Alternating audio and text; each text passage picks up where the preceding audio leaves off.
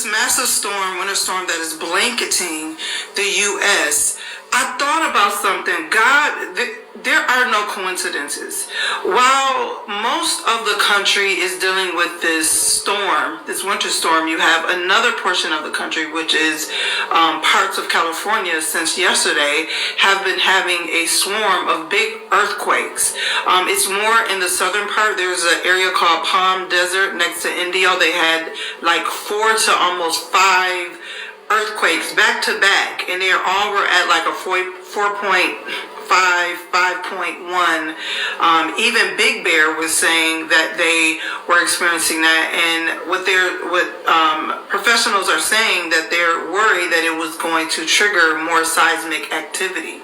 Now, I just think it is interesting because with the winter storm that is happening, if they're close to being accurate about this storm, the winter storm in general, it is literally going to affect, number one, our power grids. It is going to really trigger the power grids.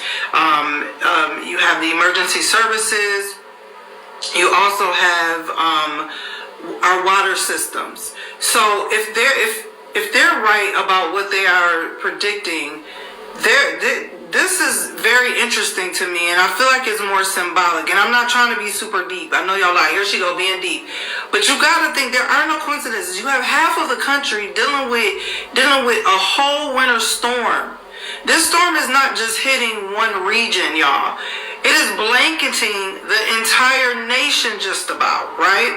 And then you have parts of California that is getting ready to have been dealing with earthquakes. Did y'all know Illinois had an earthquake, like, was it this week or last week? One of these weeks. They had an earthquake. That's unheard of. All right, Shalom. First and foremost, as always, I want to give all praises, glory, and honor to our powers, Yahweh Bahashem, Yahweh Shai Bahashem, Rucha HaKodash, and give it up honors to the apostles and elders of Great Millstone that have taught us this truth, that are constantly ruling well through the spirit and power of Yahweh Bahashem, Yahweh Shai. A peace, mercy, and blessings to the beloved Akim that are out there pushing this word wholeheartedly in truth and in sincerity, that are not wavering to the left nor to the right, but are constantly staying on that straight and narrow, fighting for your crowns in these last days that we are truly living in. Even shalom to the few sisters, those that are listening and learning in silence, as the scriptures command you to do so, as well as the Israelite foreigners, those that may look like the other nations, but their seed line is going back into our forefathers, Abraham, Isaac, and Jacob. I'm the brother Ira, coming back with another lesson to the Lord, willing, edifying, feed the lambs of the Lord, which I do pray this lesson is edifying to the Lord's elect. All right, and you got these, what they're saying is a historic winter storms, which is going to affect 200 million people in paths of dangerous snow, ice, with first impacts in less than 24 hours. All right, so they're saying more than 200 million people across more than 35 states from New Mexico to New York are in the path of a potentially historic winter storm that's expected to extend over 2,000 miles and deliver crippling snow and ice beginning Friday. A trailing blast of Arctic air associated with the polar vortex expected to bring a dangerous refreeze that could create long durations of power outages and paralyze travel for days. All right. And, something that stuck out to me, which was real spiritual, was that they said it could be more than 200 million people, which I checked the math on it. All right. Especially if it's more than 200 million people, it says 2/3 of the population of the current population, approximately 343 million, would be roughly 228 million to 229 million people. All right, which is a spiritual number, because we know that, Yahweh Ba'ashem Yahweh Shai is, not dealing with 2/3. Okay. All right. And a lot of these storms are going to be for the Lord sending forth judgment. Okay. And we know that Esau has a part in, bringing forth these storms, all right, because there's been a lot of chemtrailing going on, right? And we know that Esau has this HARP system, which is a weapon, okay, which, you brothers can look into what is called geoengineering or cloud seeding, okay, where they have the means to be able to manipulate these weather. But first and foremost, all right, this is, from the Heavenly Father, okay, and his son, all right. Let's get this in the book of Jeremiah real fast, chapter 50 and verse 25, okay.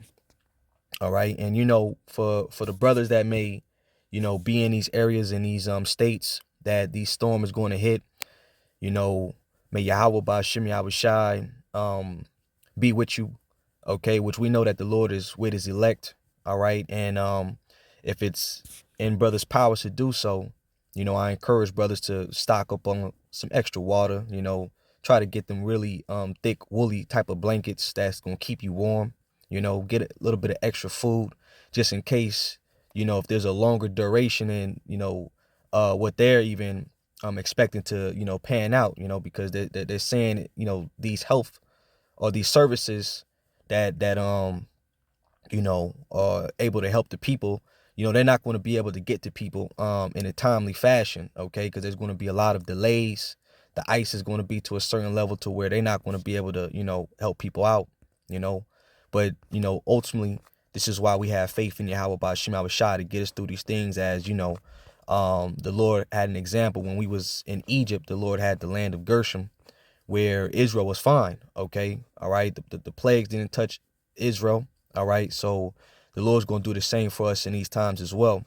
So sorry, let me get this real fast. Jeremiah chapter 51. I was in 25 and verse 25. It says, "Behold, I am against thee." No, that's not it. I'm sorry. Bear with me for a second. I'm sorry. What is it? Oh, I'm tripping. 50 and 25. I'm slacking. Jeremiah 50 and 25. It says, "The Lord have opened his armory and have brought forth the weapons of his indignation. For this is the work of the Lord power of hosts in the land of the Chaldeans." Okay, all right, which the modern day Chaldeans, all right, is dealing with Babylon. All right, so this is also, all right, the indignation of the Lord upon 2/3. And when you look into the armory, the Lord sends forth the angels to send forth these type of devastating storms, man.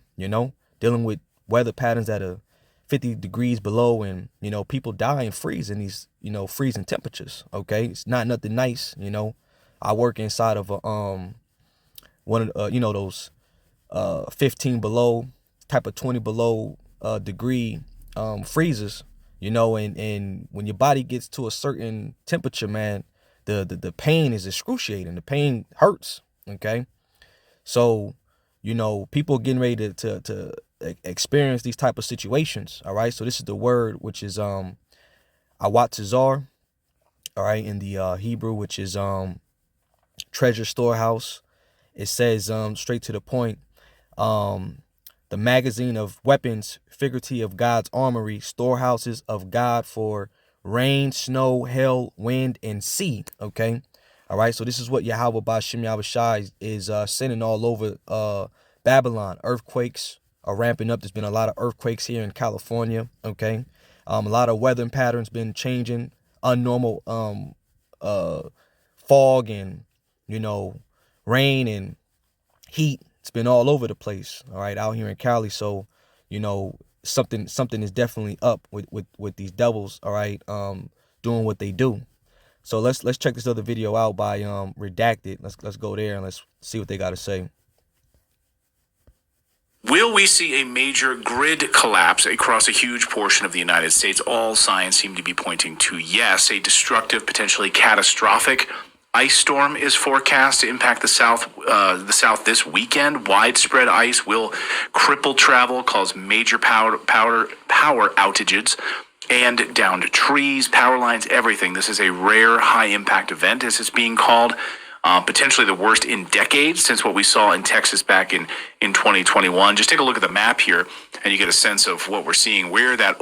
And, I remember that, in Texas back then when they were suffering from that snowstorm, and people were dying from carbon monoxide poison because they were in their cars trying to warm up, while their car was in the garage. All right.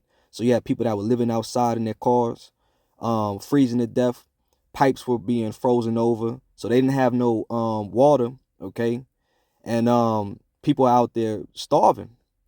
All right, dealing with them freezing temperatures. Okay, so they saying that like Esau always throws these terms out there. This is the worst one ever. But don't put it past Esau.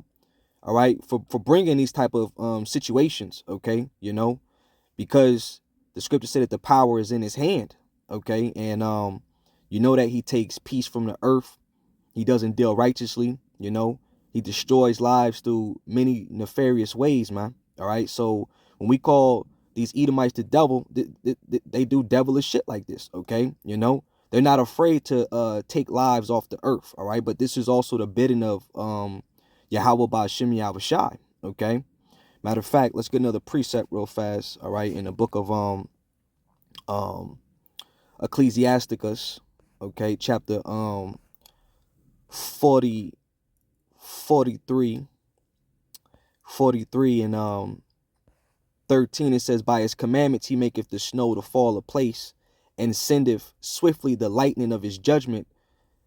Through this the treasures are opened, and clouds fly forth as fowls. By this great powers he maketh the clouds firm, and the hailstones are broken small.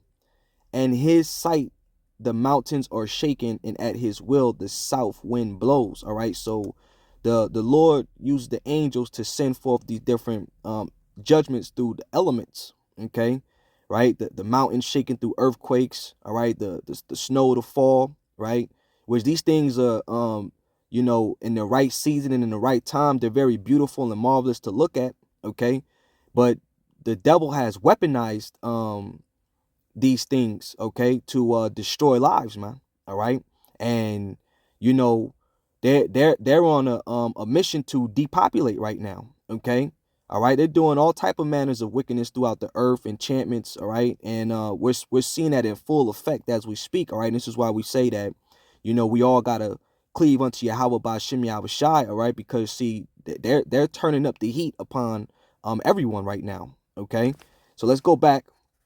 All right, because they don't care about lives. All right. So you get a sense of what we're seeing, where that orange is likely power outages.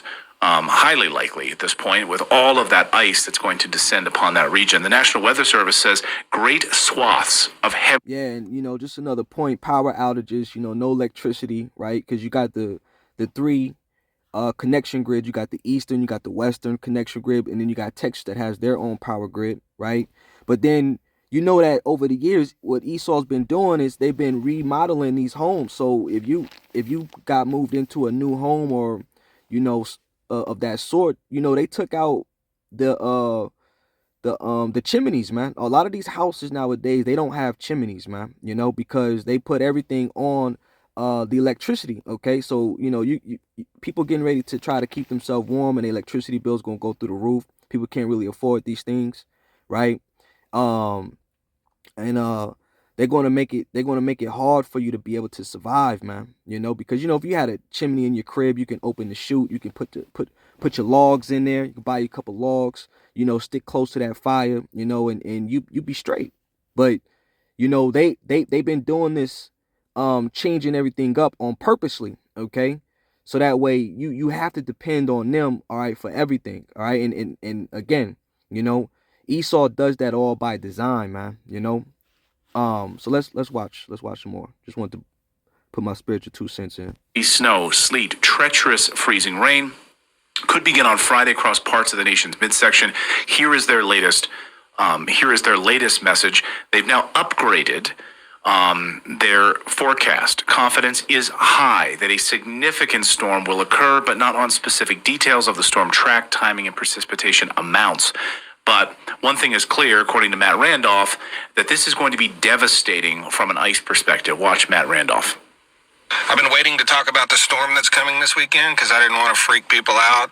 And a lot of these forecasts never pan out, but this one is panning out, it looks like. Yeah, everyone's in agreement now that the crazy forecast is actually happening. This is going to be one of those storms you probably remember for much of your life. Basically, the whole, more than the eastern half of the United States is going to be below freezing. Most of that below zero. They're calling for, foot and a half of snow all through here, all the way to the mid-Atlantic, and 3 inches of ice in this pink band right here. 3 inches of ice is unbelievably catastrophic. That is worse than what Texas experienced in 2021. There's going to be loss of life.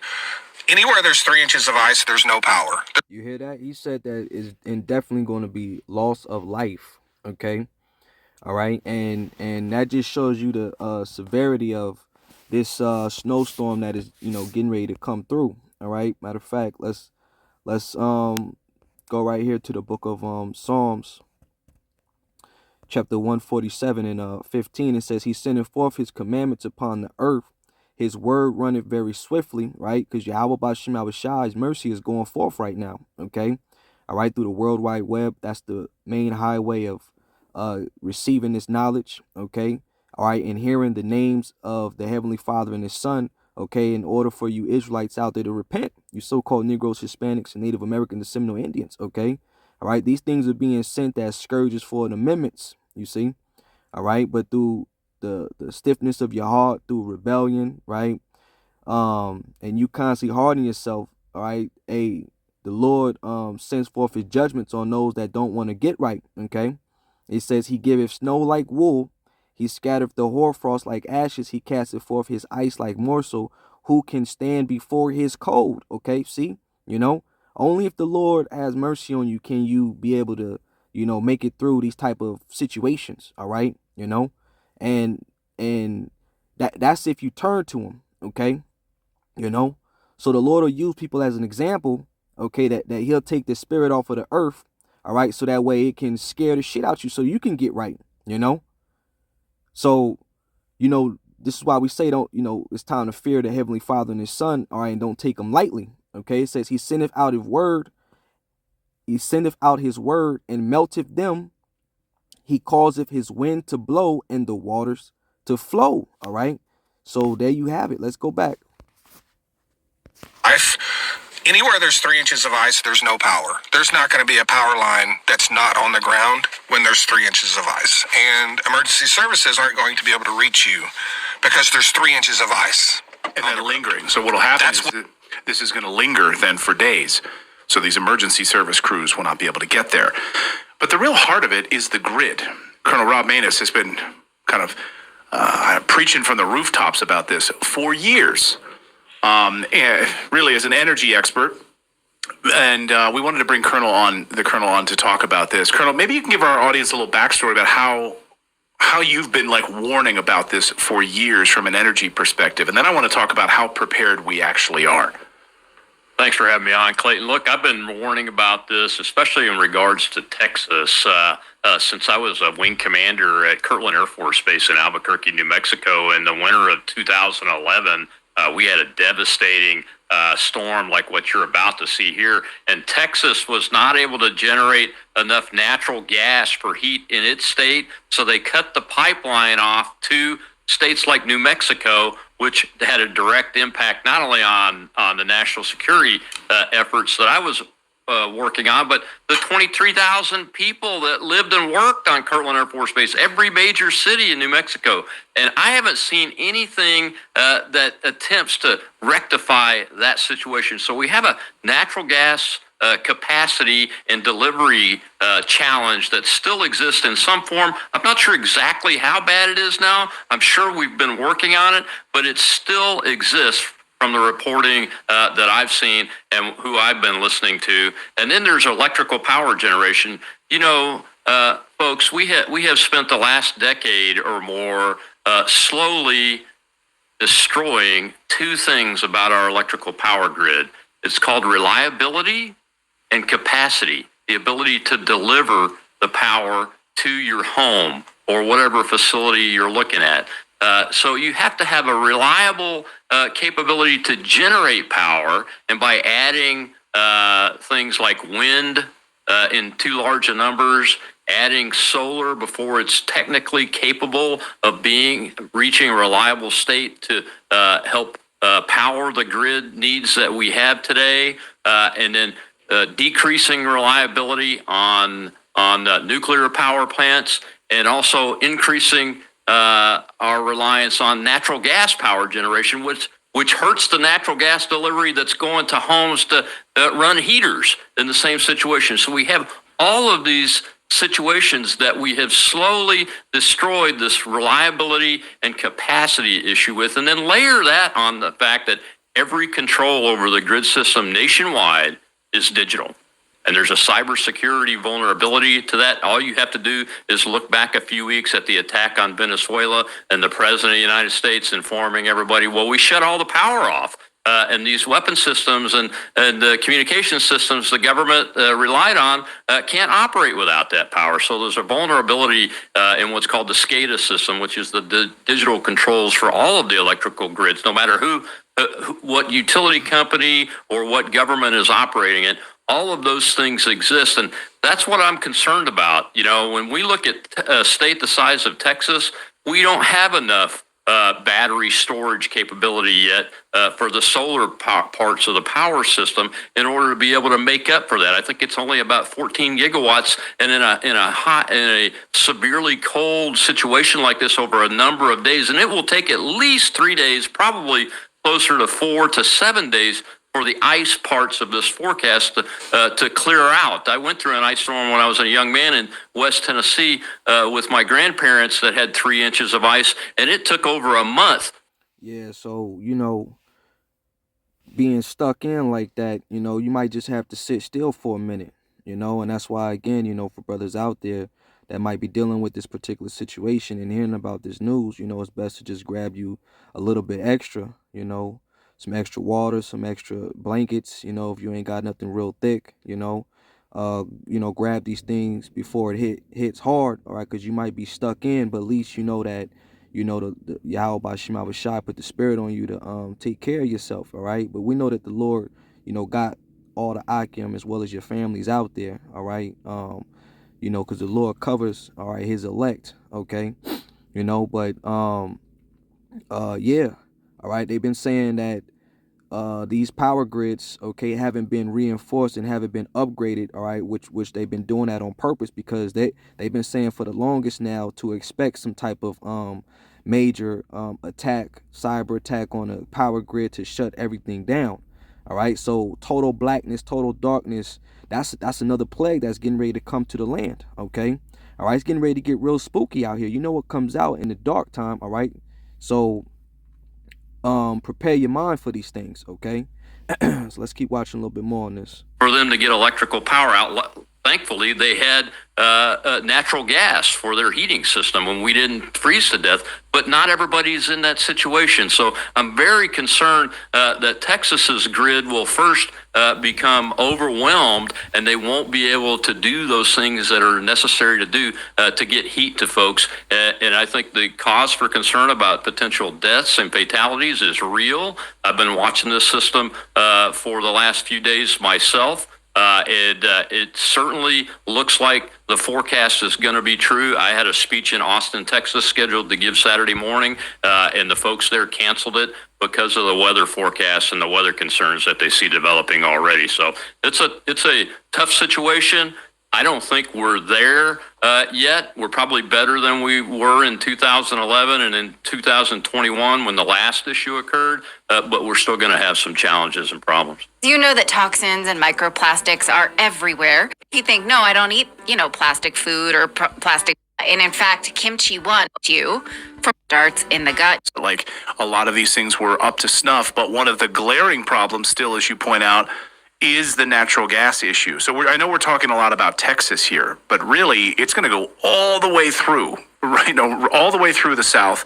When we talk about natural gas, like how impact, we always talk about electricity grid, but how impactful is this going to be on the natural gas structure as well? Well, we've increased the number of power plants that use natural gas to actually generate the electricity because states have wanted to get away from coal due to climate change pressures and those kinds of policies. So they've gone to using natural gas. But so you still have natural gas that's delivered to the consumer to do things like run their heaters, do their stoves, hot water heaters, and those kind of things. But a lot of that is siphoned off to get to these power generation stations that are using vast amounts of natural gas. And the challenge, especially in cold weather, is pressure. What happened to us in Albuquerque was that the pressure dropped so much that Texas couldn't maintain the pressure to push the natural gas over the mountain range to get over into the valley of New Mexico. So they had to shut the system down to have enough pressure to get natural gas to their customers over in the state of Texas. That's an example of what happens. But now here we are in 2026, and we've created more natural gas electrical power generation stations as we've gotten away from things like coal.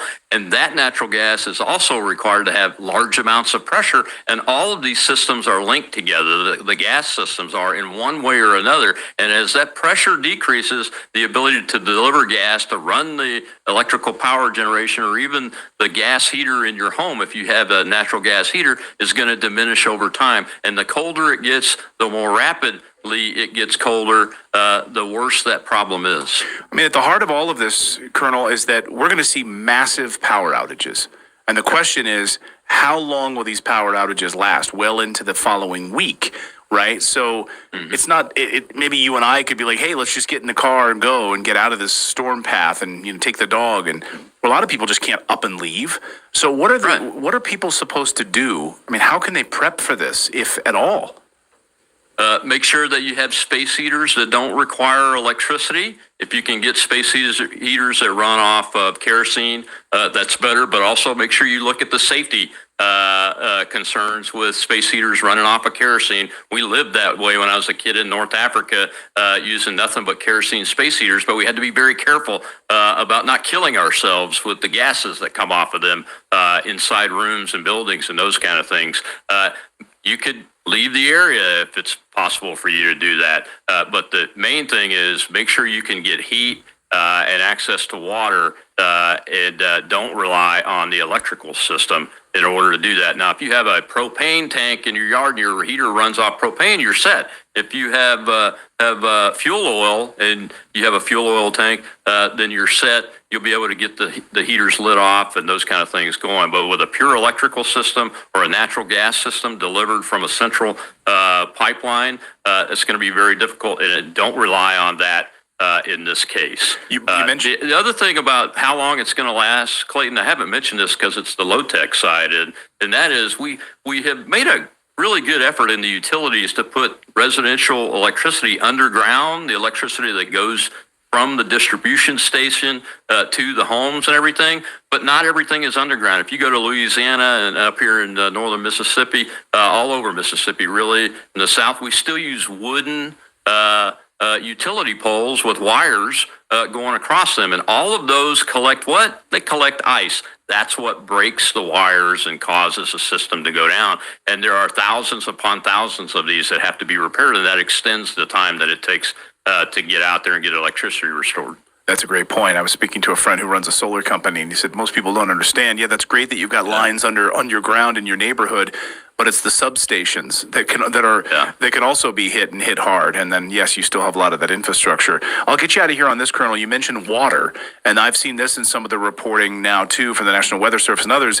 Water supplies. So I guess going out and getting as much water as you can for your family, because how can this affect the actual water distribution centers? Well, the water pipe's freezing up, not just in your house, and the faucets freezing up in your house, but the system bringing the water to your house. Most of us are on water systems these days from local municipalities, or even the water pipes from your well to your home. Those valves and the pipes are likely to freeze up. So, they're right to think about that. People should be collecting water and storing as much water. I would get enough to last 7 days if you got that type of storage capability before the temperatures start dropping below freezing, because if it gets down to where it's below freezing for 2 or 3 days, and then 3 or 4 days after that, you're probably not going to get power for at least 7 days. Jeez. Yeah. Yeah, brother. So just prepare your mind for this, all right? And let's grab a couple more precepts, all right? Because they're saying that this storm is coming and, people getting ready to be locked down, all right? They're going to be stuck, okay? All right, but let's read this in the book of Isaiah chapter 29 verse 6. It says, "Thou shalt be visited the Lord of hosts with thunder and with earthquakes and great noise, with storms and tempests and the flames of devouring fire." Right? So when the Lord visits, all right, he also uses the elements as well, okay? All right, and again, these are the signs and the times that we are in. All right, we're definitely in a time of many judgments. All right, Yahweh Ba'ashem Yahushua is bringing more judgments as we get closer to the end. Okay, let's end it off with this chapter right here, 2nd Ezra chapter 9, and verse 1. He answered me then and said, "Measure thou the time diligently in itself, and when thou seest part of the signs past, which I have told thee before, then shalt thou understand that it is the very same time wherein the highest will begin to visit the world which he made." All right, and these things are being seen clear as day. All right, therefore, when there shall be seen earthquakes and uproars of the people in the world, then shalt thou well understand that the Most High spake of those things from the days that were before thee, even from the beginning. For like as all that is made in the world have a beginning and the end is manifested. Okay, so the end is manifested. All right, that's why these things are happening. Okay, all throughout Babylon the Great. Okay, all right, and many more is to come. Okay, just as well as, all right, beautiful, wonderful signs for the Lord's elect as well. All right, because brothers that may be in these states, all right, but brothers gonna have power, brothers gonna have water, brothers gonna have food, brothers are gonna have things to keep them warm. Okay, all right, so that's also, people gonna notice. All right, why are they so good over there? All right, because Yahweh Ba'ashem Shai gonna have us good. All right, during these situations. Okay, all right, so it says, even so the times also of the highest have plain beginnings and wonders and powerful works and endings and effects and signs. Okay, and everyone that shall be saved and shall be able to escape by his works and by his faith whereby ye have believed. So I'm ending right there. Lord's willing, you were edified. With that, giving all praise to Yahweh Ba'ashem Yahushua Ba'ashem Kakadash, and it's on to next. Shalom.